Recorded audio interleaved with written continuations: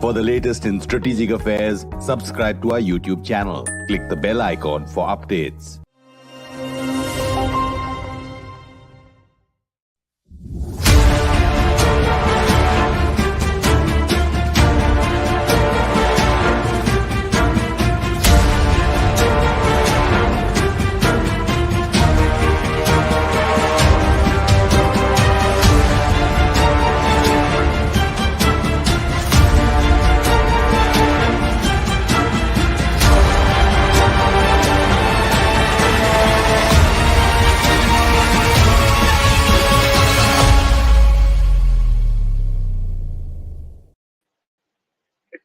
Hello and welcome to StratNews Global. First of all, let me wish all our viewers, those of us joining live, those of you who are joining me live here in this broadcast, and those who will view this YouTube video later in the day or tomorrow, a very happy Diwali. Let this festival of lights bring you peace, prosperity, and happiness as we celebrate one of India's biggest festivals. But the subject of this week's Ask Nitin is not really something that we have been happy about. We are going to talk about 60 years after the 1962 war that India unfortunately lost very heavily and was humiliated by China in the high Himalayas. In this week, the war started on 20th October 1962 and ended when China declared unilateral ceasefire on 21st November 1962. But the lessons of that war and the reasons of that war are still relevant 60 years later, and that is the subject of this week's Ask Nitin. I'm Nitin Gokhale.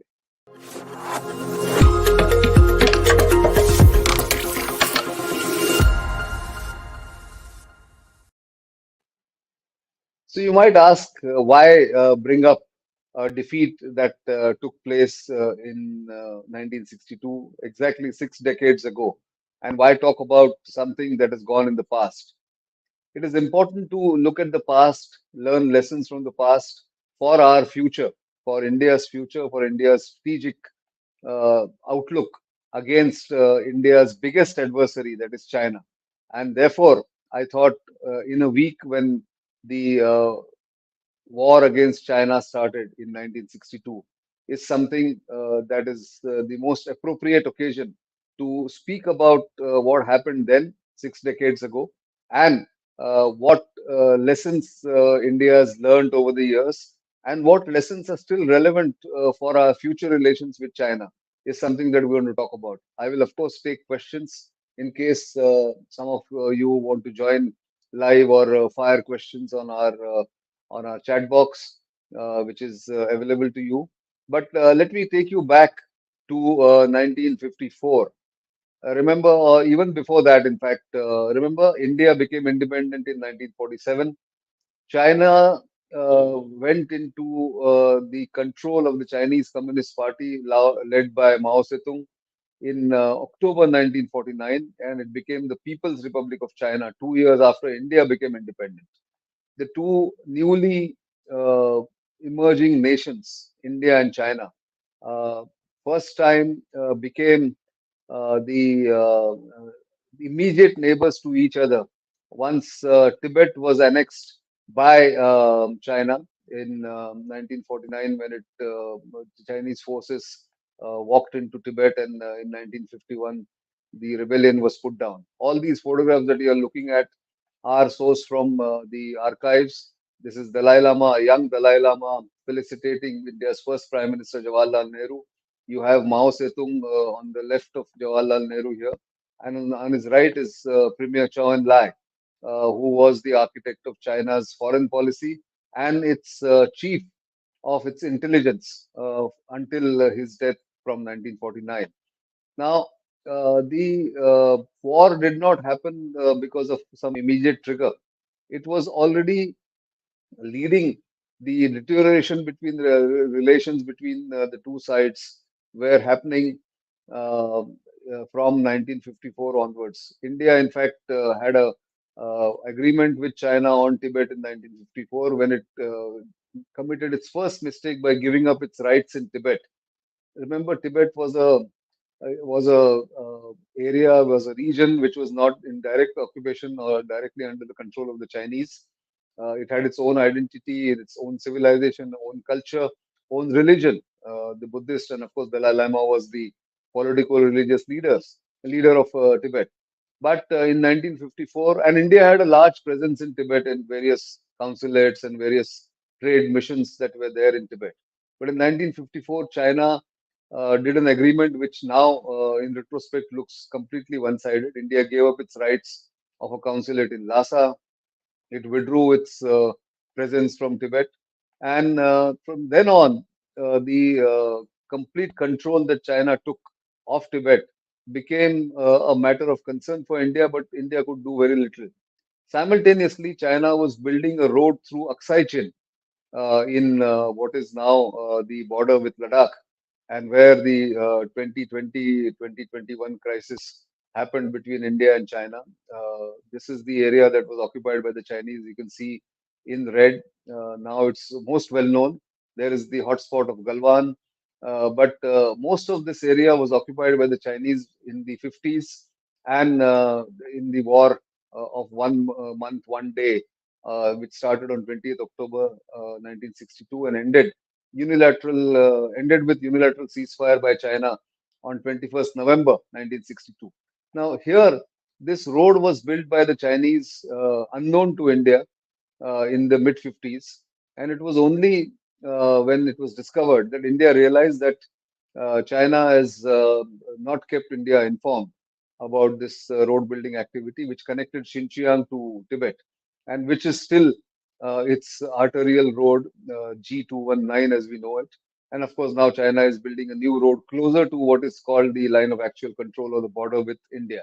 But going back to 1962 or pre 1962, the Chinese, after they took over power in Beijing, said very clearly, or the Chinese communists said very clearly, that the 1914 Shimla Agreement between the British India, the Chinese, and the Tibetans, which had demarcated the boundary in the high Himalayas, which was known as the McMahon Line, was not acceptable to them. It was not ratified by the Chinese either. And the successors of that regime of the nationalist Chiang Kai-shek, who later went and settled in Taiwan, which is now the Republic of China as we know it. They also had not accepted the McMahon Line that time.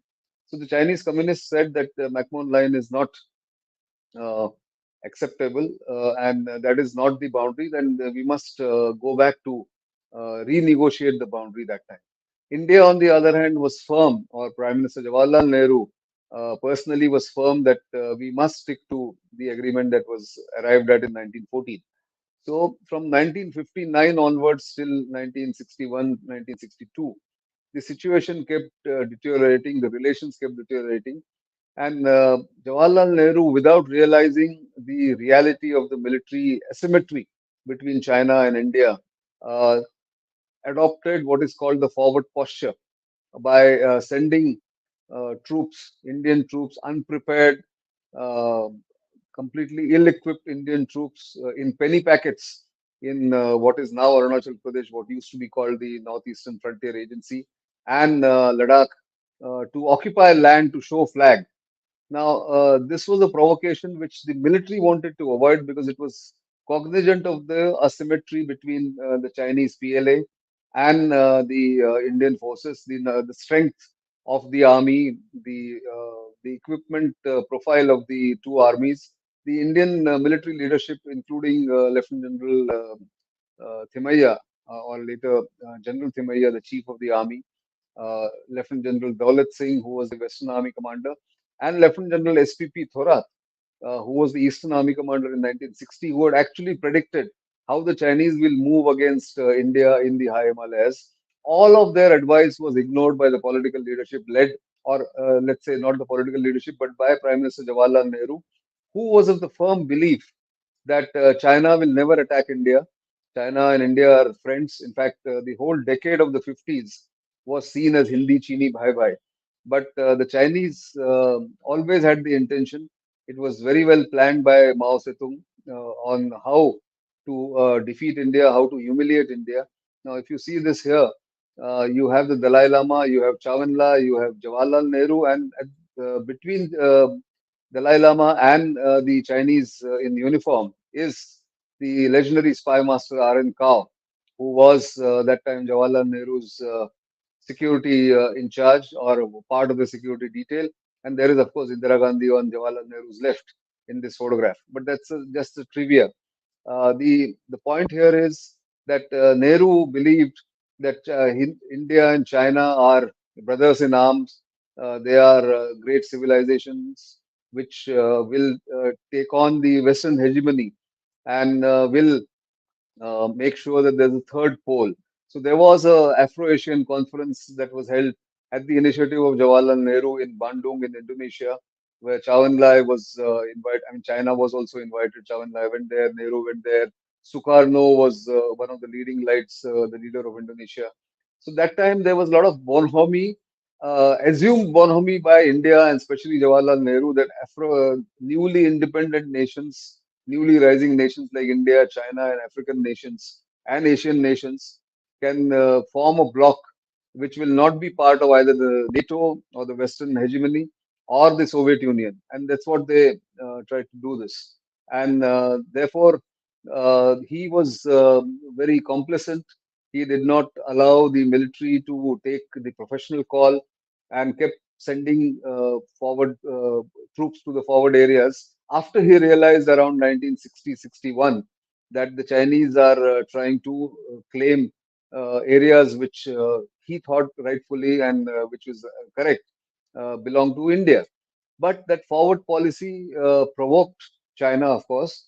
And the second thing that happened in 1962 was that the Cuban Missile Crisis between the Soviet Union and the US, the United States, took place in the month of October 1962, October, November 1962, when the two superpowers were completely preoccupied with this resolving this crisis or diffusing the situation.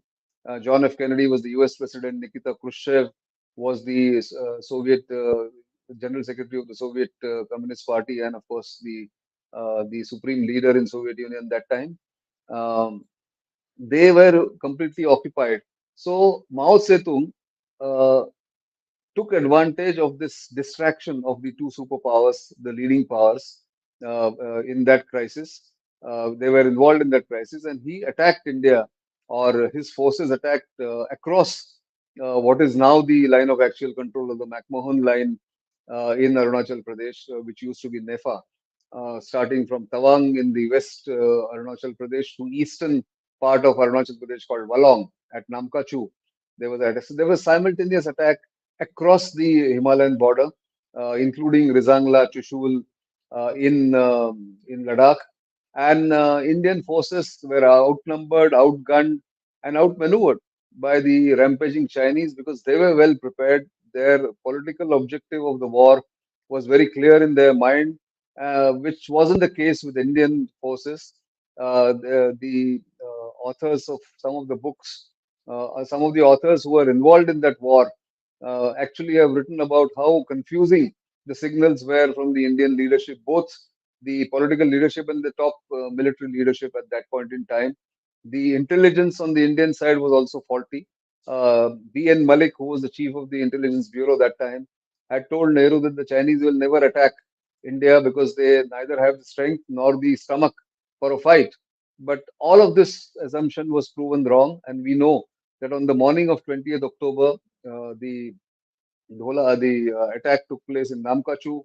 It took place in Galwan. In fact, the first prisoners of war were taken in Galwan. There was this Four Jat battalion, which was company of Four Jat battalion was posted there. Lieutenant General, later Lieutenant Colonel Shrikant Hasabnis was a young major that time who was leading that company. They were surrounded by a large number of Chinese troops there, and They were taken prisoners within no time. In the Tawang sector, just north of Tawang, the 7th Brigade was outnumbered and outgunned and completely outmaneuvered by the Chinese. And J.P. Dalvi, who was the brigade commander, has written in his famous or infamous book, whatever you want to call it, the Himalayan Blunder, has actually detailed how blind the Indian establishment was to the build-up of the Chinese in Tibet, what is now also Tibet, but now under Chinese occupation since then, and how the Indian leadership never took decisive action in getting the requisite response against the Chinese build-up. We have some of these questions coming up there. We have Jovian Jollity talking about a lot of comments that he is making. China took over Tibet and India lost its buffer of neutrality with China, which is true. Which where he talks about how Mao wanted to humiliate India, which I spoke about. One of the other triggers, which I have not spoken about so far, was also the fact that after Tibet was occupied, the Dalai Lama was almost kept prisoner and was humiliated by the Chinese regularly. So he decided to flee Tibet from Potala Palace, his seat of temporal and religious and political seat of power in Tibet, and traveled south to Tawang, arrived at Kinzamane in March 1959, which is the first point of entry into India in the Tawang Tract. And he was then escorted to Tejpur in that month in March 1959. That was provocation enough. China never forgave, Mao never forgave Nehru for giving Dalai Lama the asylum. But that was only one of the reasons why this happened, as Jovian Jollity mentions here. And and of course, the five fingers that he speaks about, that Mao had spoken about, was Bhutan, Sikkim, Arunachal Pradesh, and of course the Ladakh, where were the five fingers that the Chinese supreme leader had spoken about, that they need to be under Chinese control. That's the strategic design that he had, and he one by one wanted to occupy all this. So Nepal, Bhutan, Nepal, now Arunachal Pradesh, Bhutan, Sikkim, um, and Ladakh were something that was they were always on the radar of the Chinese leader, and that's how he executed the plan in 1962. Of course, these questions we will answer. Ashwini Goyal is asking this question: is the present LAC a good international border from India's perspective? I'll come to that in a moment, but let me complete the story of 1962. So, as the attack took place on 20th of October 1962, there was total chaos in the deployment that India had made, very haphazard deployment in Arunachal Pradesh, or what was then NEFA, in Ladakh, and they were outnumbered. That reinforcements were sent, unacclimatized troops were sent to the high altitudes of Arunachal Pradesh or NEFA that time. They were unprepared. There were no habitats. There was no supply chain to speak of, and the troops were completely unfamiliar with the territory. They were pushing the guns themselves manually. They had no habitat to speak of. They had no winter clothing to speak of. Indian soldiers have fought in those high altitude areas in the height of winter. The winter was just setting in that time. But obviously, at the altitudes of 15 and 20,000 feet, the soldiers did not have the requisite body armor or the requisite clothing, snow clothing, as we call it now. And they had to really suffer both physically and mentally. It was a humiliating defeat, as I mentioned. But between in that adverse condition too, there were tales of heroism. There were tales of bravery. And one of the points where the Chinese really got humiliated and defeated was Walong in eastern Arunachal Pradesh. I happened to go there in September 2021, exactly a year ago, a little more than a year ago. And of course, this was my third or fourth visit to the area, where there is in Walong there is a war memorial for the heroes of the Walong battle, where the Chinese actually had to retreat from this area. And I was fortunate enough to bow my head to the Braves of 1962 in Walong. This is the war memorial where I went and paid my tribute to the heroes of 1962 in Walong. This is what the Indian Army always does. It remembers its braves, its its soldiers who sacrificed their lives in adverse conditions and actually defended the country when everything was seemingly lost. There was nothing that one could have done there, outnumbered, outgunned, as I mentioned, completely, thoroughly unprepared, confused, and no clear directions from the top. But all this has been sort of put together by the Indian Army in Walong in eastern Arunachal Pradesh. I would urge many of our countrymen who are interested in history to go and visit these areas and look for themselves, see for themselves how difficult these areas are to travel. Forget about just getting deployed and fighting there. Even to travel there is so difficult, even today. It's one of those harsh terrains and conditions. And therefore, uh, the lessons from 1962 are something that we must look at. I mentioned Ladakh, where there was a huge fight. In fact, it's remembered even today, the Rezangla sacrifice of the Charlie Company of the 13 Kumau, where they fought to the last man, last bullet in November 1962, in the second phase of the 1962 war. There is a war memorial now in Rezangla too. And one must visit Ladakh. And if you are visiting Ladakh, it's a must visit to Rezangla to again remember the sacrifice and the bravery of our braves in that sector, the Charlie Company of 13 Kumau of the Ahirs, which fought bravely, but again thoroughly outnumbered and finally defeated by the Chinese. But the defeat was glorious. If there is something called a glorious defeat, that was the one. So that's where it happened, and of course the scars of the 1962 defeat remained on the Indian psyche for a long time. Although the Nathula incident in 1967 also gave the glimpse of the Indian uh, hardening of Indian position and the bravery again and the leadership qualities of one of India's finest field generals, then Major General Sagat Singh, later Lieutenant General Sagat Singh, who also was one of the men responsible for India's great victory, glorious victory in 1971 war against Pakistan and the creation of Bangladesh in 1971. That was Nathula. But this is the full border, as you can see. Nathula is in Sikkim, of course, and next to it is Bhutan. The border has not been settled. The LAC LAC, which was arrived at post the 1993 Peace and Tranquility Agreement, is again hot, as you all know. We have done a number of programs on the Ladakh crisis of 2020 and the subsequent Kailash Range occupation of India and the subsequent discussions between corps commanders, which has led to de-escalate, if not de-escalation, disengagement of the troops on both sides. But this is the latest crisis. Going back to 1962, well, the final segment of this program, the lessons of 1962 were threefold. One, you can never trust the Chinese, which is true even today, 60 years later.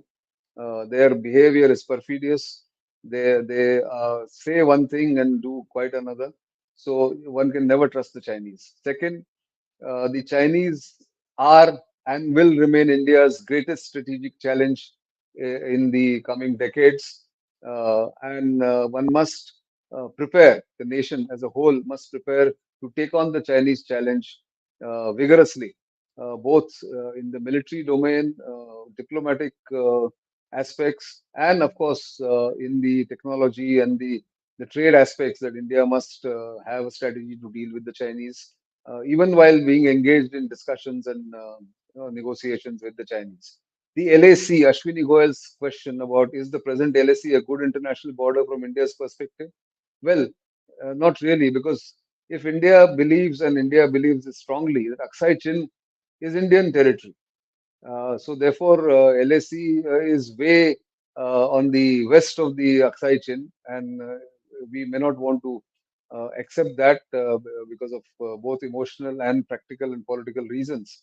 But the fact is, we still haven't got to a stage where negotiations can take place, where maps can be exchanged, and status quo can be restored about where the boundary lies between India and China. That's a much later stage. Today, the challenge is to restore status quo in Ladakh, get the de-escalation done, and then start negotiating. Maybe put in new protocols on the management of the border with China. India also needs to build its forces as it is doing for the past decade or so, but it needs to accelerate it and also make sure that the infrastructure is so good that it can support any future effort by the Indian Army and the Indian military as a whole, the Indian Air Force, the Indian Army in those Himalayan regions, where it can support the effort of the military when it comes to a big clash with the Chinese. I won't say, Ashwini, that the present LAC is good enough for India from India's point of view. Someone has asked, he calls himself or herself no one. Sir, in recent agreement between India and China, isn't India backtracked and China succeeded in policy of take 5 steps ahead and 2 steps back? Well, it depends on how you look at it, because the Chinese tried to come in across the LAC throughout the entire LAC in Ladakh. India stopped it and forced the Chinese to withdraw to pre-April 2020 positions after 16 rounds of torturous and very detailed negotiations. So I won't say that has happened. I would think that the challenge today for India and China both is to restore the trust, or at least a semblance of trust between the two nations. Today, India does not trust China because it has shown the proclivity to be, to betray India's confidence and India's trust by doing something, violating all the agreements post 1993. This is the Galwan clash video, or pre-Galwan clash video. And as you know, if the LAC is not demarcated clearly on the map and on the ground, then these skirmishes can happen anytime. These provocations can happen, and Chinese forces have broken nearly 30 years of peace and tranquility on the border. So now there is no option but to go in for new protocols, new arrangements, which the Chinese and Indians will have to agree together mutually. So therefore, that challenge remains. But the fact is that the Chinese have never believed that what they have done is the aggression from their side. They continue to maintain in their official narrative that it was the response from their side to what they call Indian aggression. Now, why do they think it's an Indian aggression? Because India is now playing catch up on the infrastructure game. We were laggards till 2008-9. Since then, the infrastructure building began in the right earnest, and in the past 7-8 years or 5-6 years, the pace has really gathered the kind of momentum uh, that is required, and India has re-orbited or re-deployed its forces to look at the Chinese challenge both in Ladakh as well as in Arunachal Pradesh. I was in Arunachal Pradesh, as I mentioned, for a 8-day trip to eastern Arunachal Pradesh, one of the most backward areas of this country, where the Indian Army is at a disadvantage on the ground because there are no roads to the LAC. Deployments are far behind the LAC from on the Indian side, whereas on the Chinese side, roads come right up to the last post of theirs, and therefore supply lines are easier. The ease of living for the troops is far better on the Chinese side. But all that is changing. India has deployed forces. India has taken steps to make sure that the Indian Air Force and the Indian Army work together. They have a joint strategy. They have a joint vision to take on the Chinese when if the balloon goes up. And of course, in Ladakh, we've seen a huge change in terms of deployment of the forces. There is one full strike corps which has been now reoriented towards Ladakh.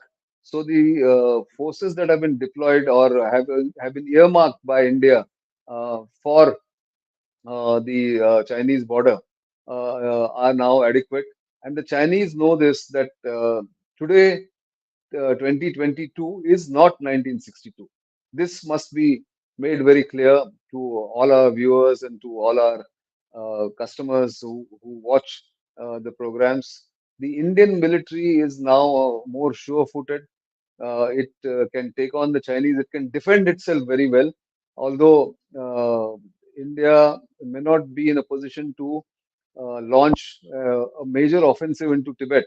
And it remains the India-Tibet boundary. Let's be very clear about that.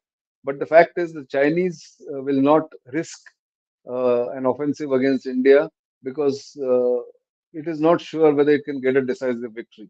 That is a very small consolation. India must not rest on its laurels on what has happened in 2020, 2021, and continue to strengthen itself, its infrastructure, its modernization of its forces, integration and jointness and theaterization of the Indian military is a must. And I think it's a work in progress. So, what Jovian Jollity is saying, is it safe to assume that even in 1962 or thereabout, the Indian military supply lines would have been much shorter had they been well prepared? It's true.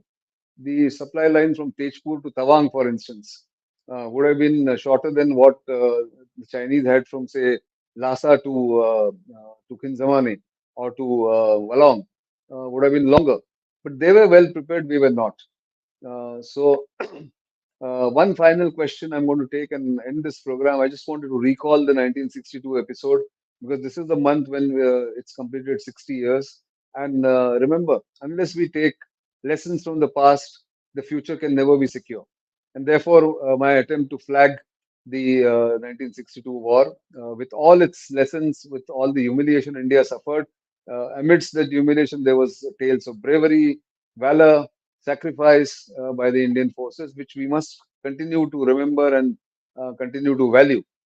Last question from who I don't know who that is. No one, he or she calls himself. Is it possible of taking back Kailash Mountain if political and military leadership agrees? What will be the geographical challenge?